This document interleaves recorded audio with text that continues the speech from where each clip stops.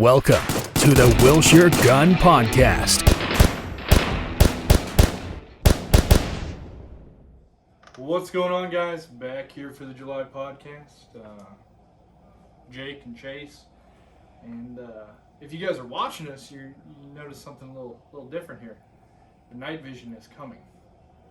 Night vision is coming. This podcast, we're going to be talking a lot about TNVC, the event we're running, and then we're going to wrap it up answering some common questions that people have, trying to provide a little bit of information. I guess we could call this our first night vision class we're offering. Kind of like a little mini class, I guess you could call it. You guys are getting a preview of what's coming. So, Chase, what's happening on the 10th? Tell us. The 10th, TNVC is showing up. Those guys are actually been really good about working with us, kind of helping school us up on some night vision stuff. And they are coming to do a try before you buy event on the 10th.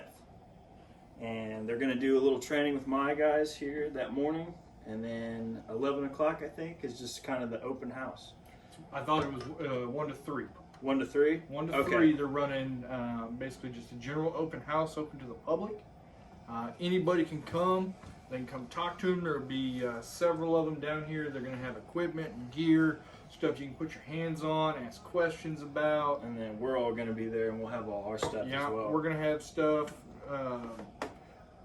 But another really cool deal is that day, for the guys that show up between 1 and 3, we're running door prizes. So basically, you come up here, sign up, write your name down on your little ticket, just for drop it in the bucket, just for showing up. And we're giving away some Mohawks, which is that bad boy right there. For you guys that are watching, it's a counterweight system for helmets. We're giving away a Tor Mini. Yep. Which is little IR light. Real Steiner. Yep, Steiner, little nifty deal. So that's definitely something. One benefit of coming and checking it all out. I mean, like I said, it's completely free. You can win something for walking in the door. Exactly.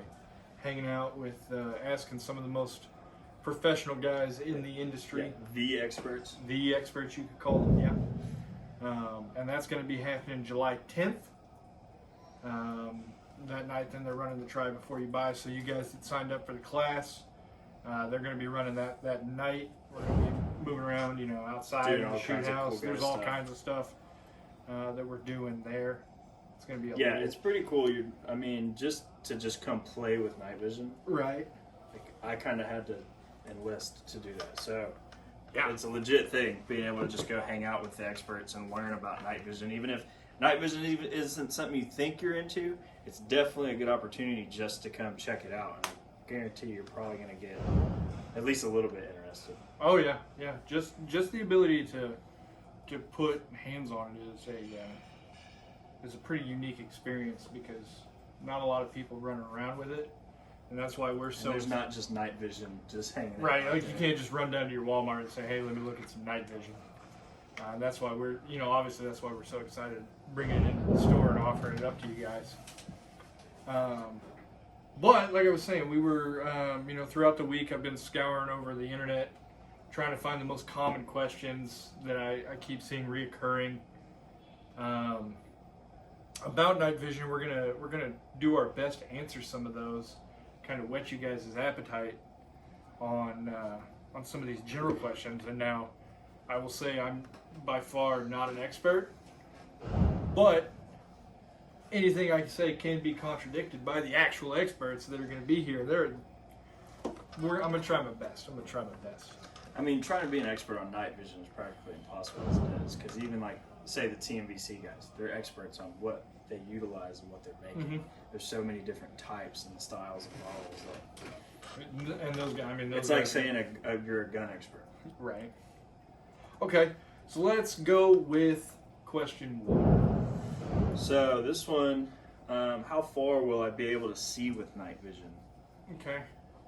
And obviously it's going to vary with different models and different styles generations, and stuff different things like that. that. The different generations especially.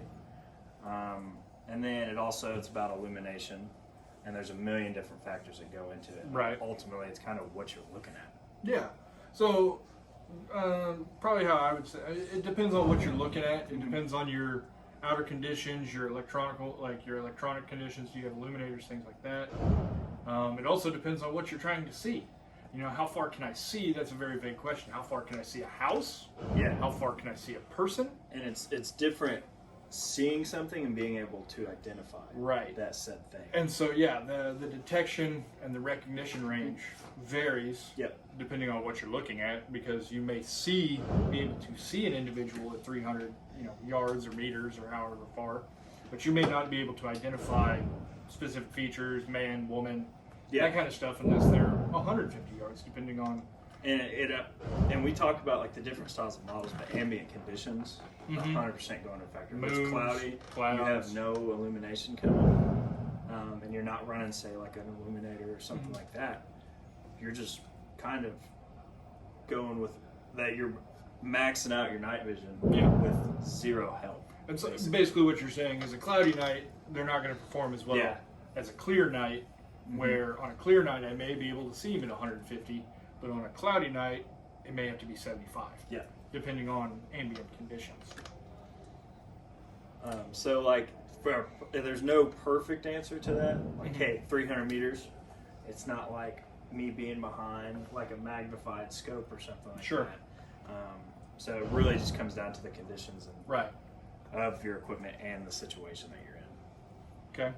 So the next question I saw a lot of is, do you have photos or examples of different night vision I can see, so I can see the difference? Green, white, Gen 1, 2, 3, all these different. And so photos, what I will say about this is photos and videos don't truly do night vision justice, because you're doing camera resolution. It's going to autocorrect blacks and whites and balance levels and stuff like that.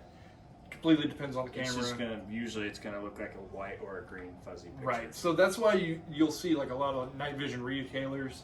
Like some will show you pictures, but most of them don't, because it's not always a true representation of what you're actually being offered. Yeah. But kind of talking back to where we're in a very unique position where we're going to have all kinds of night vision devices that you can come try, put your hands on, take a look at, and see for yourself. Even a picture sitting still, it's not doing anything for you. You actually use that thing in motion and watch somebody walking in front of you or something like that, and you're actually getting certain details, like for like the creases of their pants when they're walking and stuff like that. That's really where you get the true appreciation for it, and the sharpness of different models and stuff. So, like I said, July 10th, you have that opportunity. You come check all that out. So next up, we've been talking about it a little bit. What is an IR illuminator, and do I need one? Yeah, the short answer to that is yes, you should have one. In my opinion, it makes life a lot easier, and it takes out kind of a lot of problems with your ambient lighting.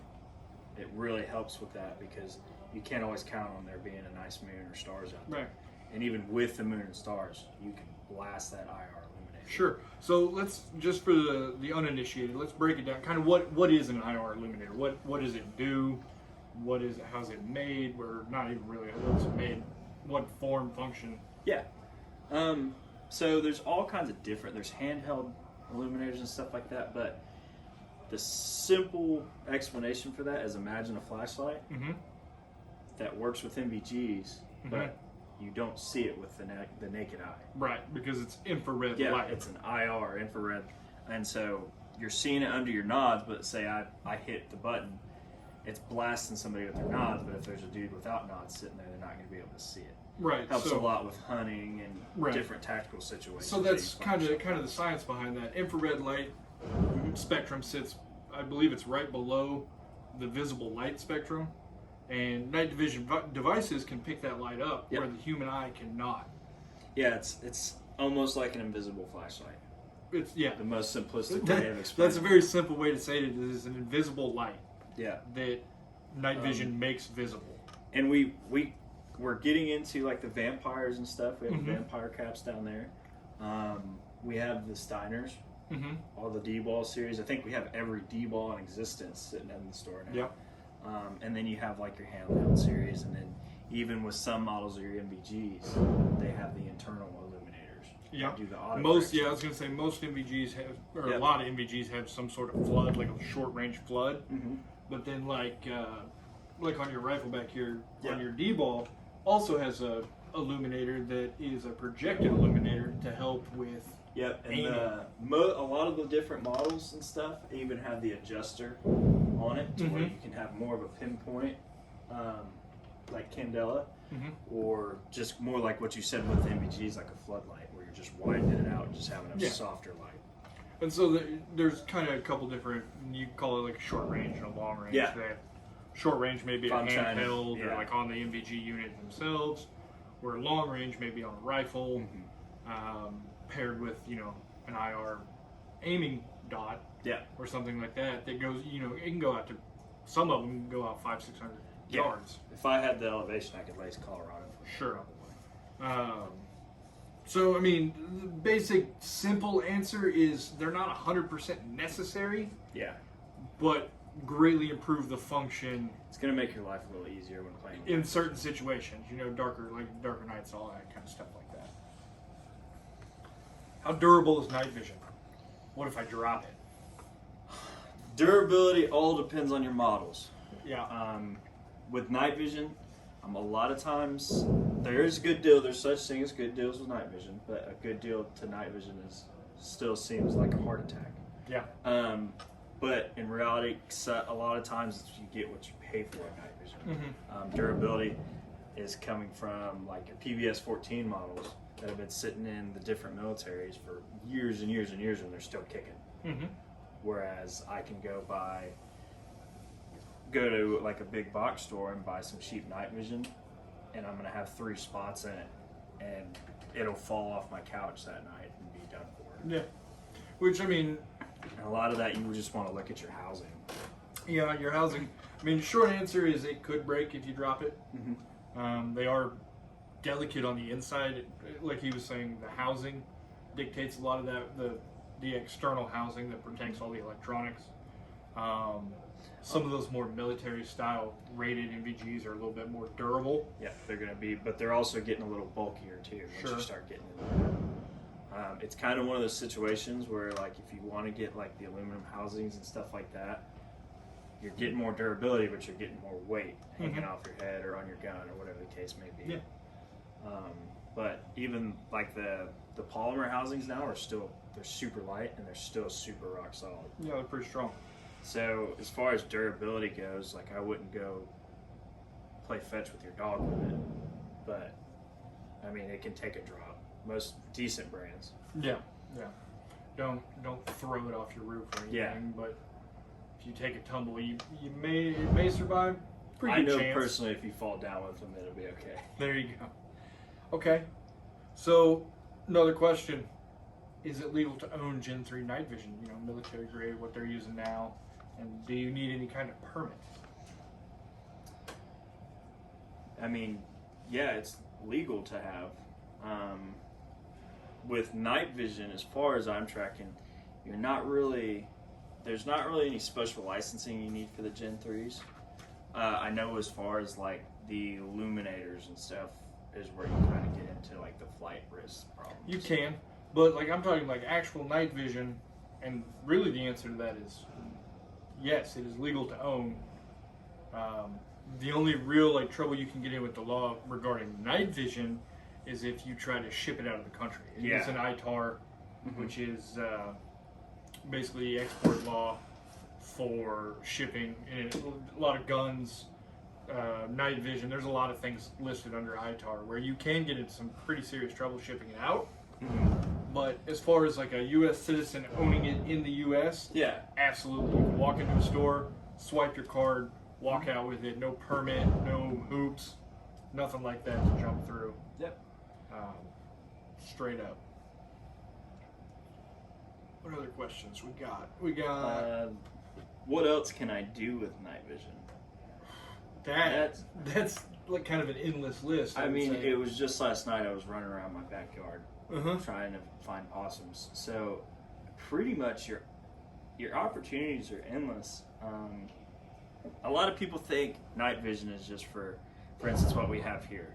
Right. They think this is just for doing cool guy stuff and kicking down doors and being a pipe hitter or whatever the case may be. In reality, I've used night vision for pig hunting in the middle of the night. It has a million different applications. Parker, for instance, one of our other managers here, he uses it to go hiking. Yep.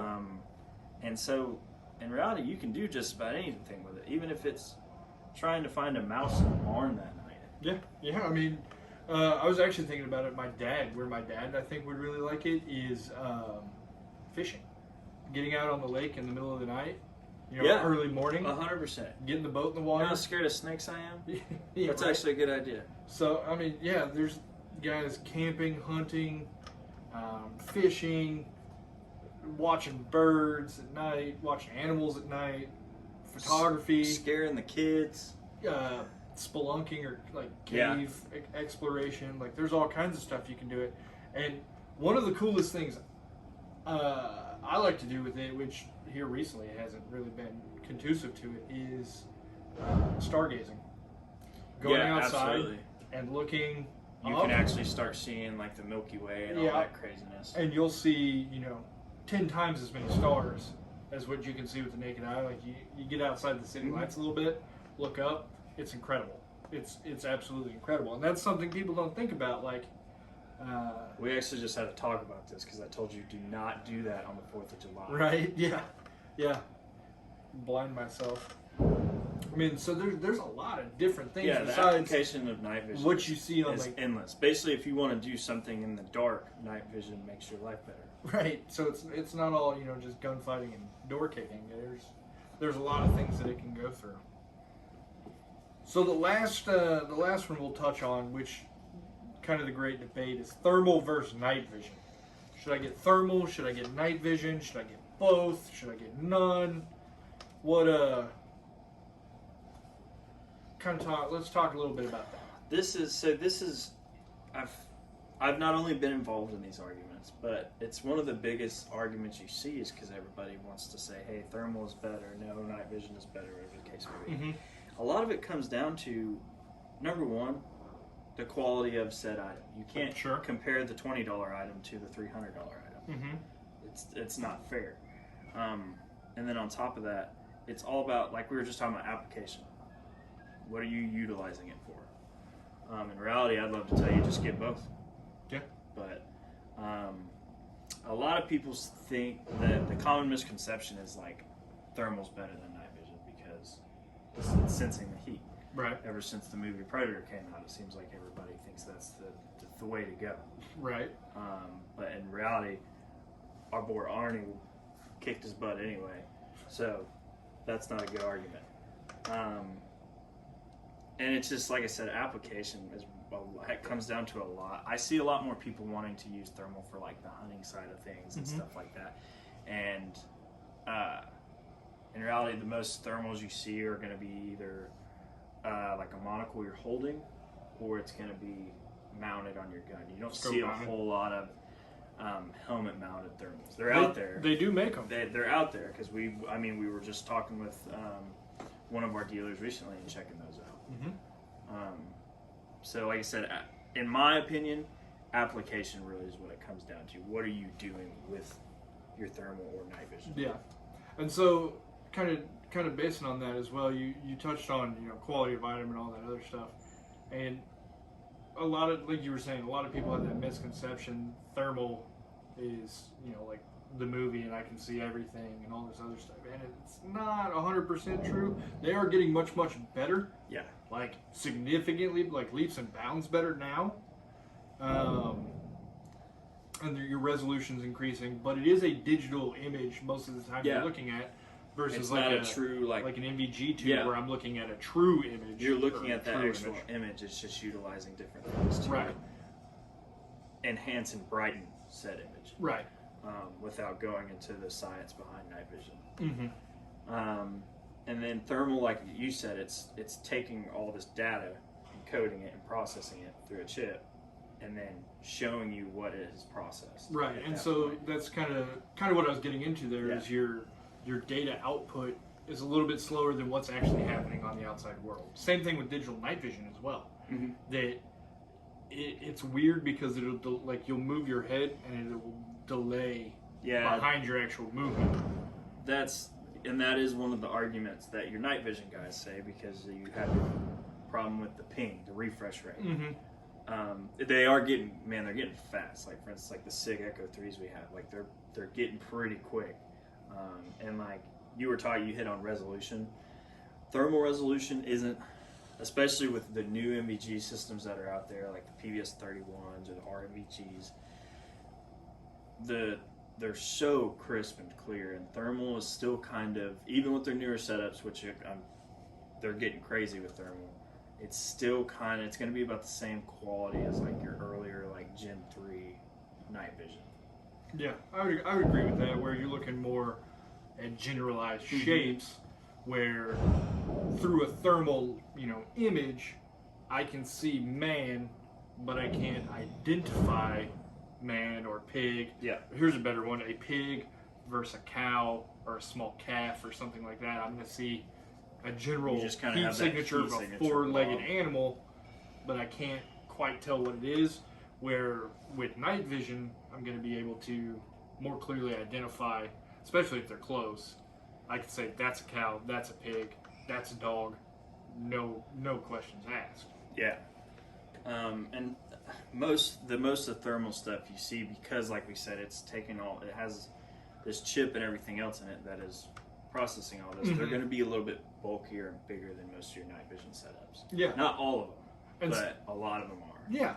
And so, I mean, kind of the Swedish answer of it in the end is, why not both? Which you said, is get both, because if you really think about it, they have that application where I can use thermal to locate and then night vision to identify. And it's the same thing, like especially if you're running like a PVS 14, which is a monocular, you can mount a thermal on the other side of that, that bridge mount. Like I can run thermal. The little IRA devices. The IRA devices, and I'm looking around, and I got heat, and I switch over to my night vision, say that's a coyote, and it's not my neighbor's dog, and you zap him. And so they work very, very well in tandem. It doesn't have to be a us or them mentality. Yeah, exactly. Like, I mean, if you are interested enough in just being able to do stuff at night, you might as well just be able to do it to the best of your ability in the long run. Because they both have their perks to each side of things. So there's not really a true answer besides just get both. Why not both? I mean, sales is my job. I will hook you up. Yeah. Well, kind of answered some of the questions, and guys, like I said, we're super excited. TMVC is going to be down. Yep. And I mean, even if you can't make it to the event, if you're out of town or something, we understand it's summertime. Yeah. It's our jobs to do this. So I think just coming in and checking out the stuff we have and stuff, or like even I'll pull all my crap out of my office and let you play with it, whatever the case may be. If you're interested in it, it's not just about the event. Come on down. We're always willing to talk to you and educate you. Yep. And guys, well, as always, thank you for joining us. Thank you for listening to us. Carry on. Dealing with us. Having a good time. We really look forward to seeing you guys out on the 10th. Come by, say hello, talk to the TMVC guys, enter the door prize giveaways, Buy have a good time. Maybe while you're here. But like I said, we look forward to it, and we'll see you guys next month. Take it easy.